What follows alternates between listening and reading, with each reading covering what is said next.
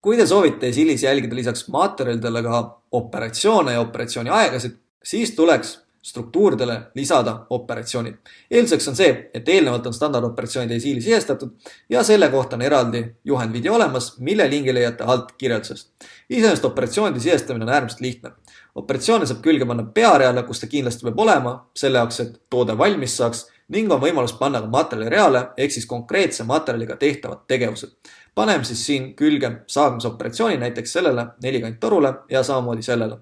Klikin siit lisaoperatsioonid ja avaneb koht, kuhu siis saab sisestada operatsiooni. Panen siia saagime külge ja täpselt sellest ühest piisabki. Ning samamoodi paneme siis siia samamoodi saagimise külge. Nüüd sellega, et mõlemale reale eraldi said saagimisoperatsioonid külge pandud, tähendab see seda, et neid on võimalik paralleelselt teha, ehk siis nad ei takista kuidagi teineteist.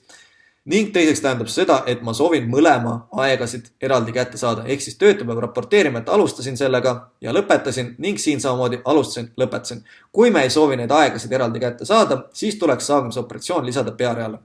Aga jätame antud juhul niimoodi. Paneme siis peareale ka mingid operatsioonid ning üldiselt pearea operatsioonid peaksid olema sellised, kus toode hakkab siis kokku saama, ehk siis see võib olla keevitamine, komplekteerimine, pakkimine, värvimine, kõik sellised tegevused, mis on kogu selle lõpptootega. Paneme siit samamoodi lisaoperatsioonid, kirjutame siia näiteks painutamine, panen selle külge ja paneme teise rea veel, teise operatsiooni veel külge. Iseenesest operatsioone võite külge panna nii palju, kui ise tahate. Vajutan siit alla noolt, sellega tekib teine rida. Nüüd siit tuleb järjekorranumbri nüansmängu. Kui me paneme siia sama numbri, mis eelneval, siis on tegu paralleelse operatsiooniga, ehk siis neid saab samaaegselt teha. Kui me paneme suurema numbri, siis tähendab see seda, et selle jaoks, et me saaksime lõpetada, paneme siia pakkimine, et me saaksime pakkimisoperatsiooni lõpetada, on eeldus see, et painutamine on tehtud, sellepärast et see peab olema tehtud. Meie oleme nii ütelnud. Ja sellega ongi operatsioonid küljes. Nüüd tuleb üks äge nüanss juurde, kui me räägime, kuidas materjalid hakkavad laost maha minema. Need artiklid, millel on materjali rea peal operatsioon küljes, lähevad siis selle operatsiooni käigus laost maha. Aga kui nüüd on artiklid, kus operatsiooni materjali real küljes ei ole, nagu näiteks siin meil see kruvid, siis nendega vaikimise on niimoodi, et nad lähevad esimese operatsiooniga laost maha.